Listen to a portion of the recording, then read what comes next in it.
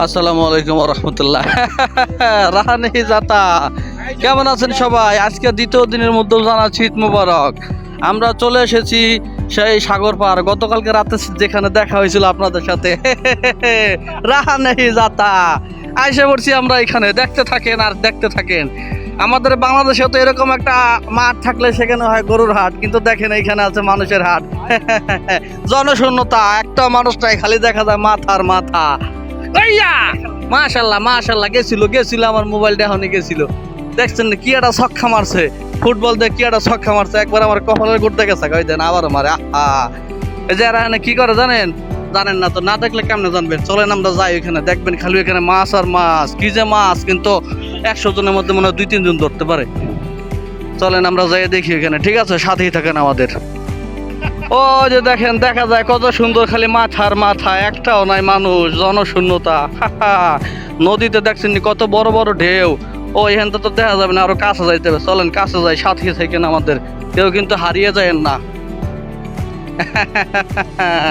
রাহানে হিজাতা, দাদিরে পাইয়া দাদারে ভুলে যায়েন না। আয়সা পড়ছি নদীর পার, খালি দেখবেন ঢেউ আর ঢেউ।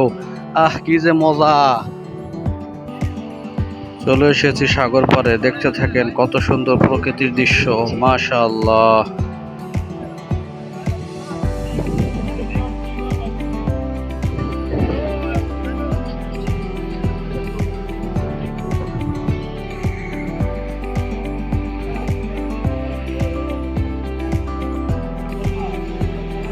মনমুগ্ধকর পরিবেশ।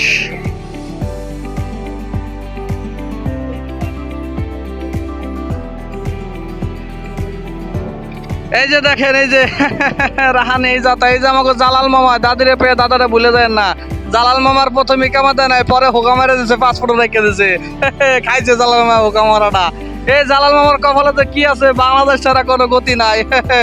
আইসেন আবার আপনারা এই বিষয়, খালি হুকা মারা আর হুকা মারা।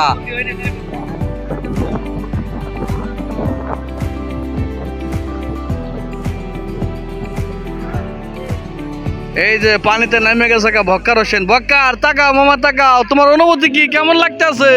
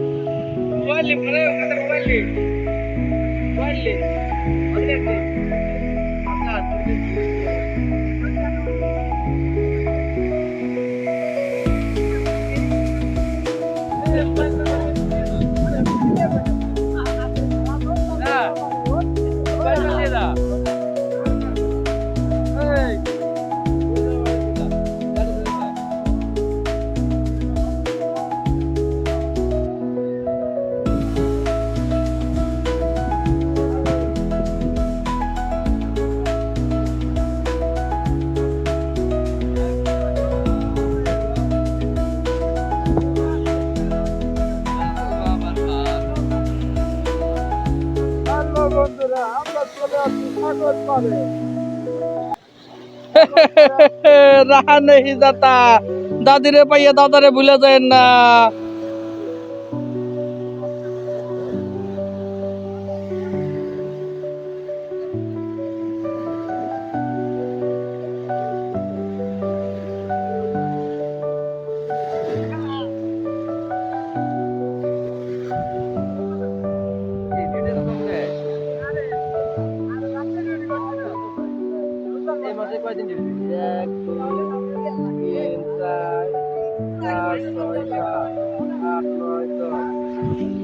বন্ধুরা, আজকের মতো এখানে শেষ করতেছি। আবার কোনো একটা সময়, কোনো একটা জায়গায়, কোনো একটা পরিবেশে, নতুন কোনো একটা জায়গায় দেখা হবো আপনাদের সাথে সবাই রে।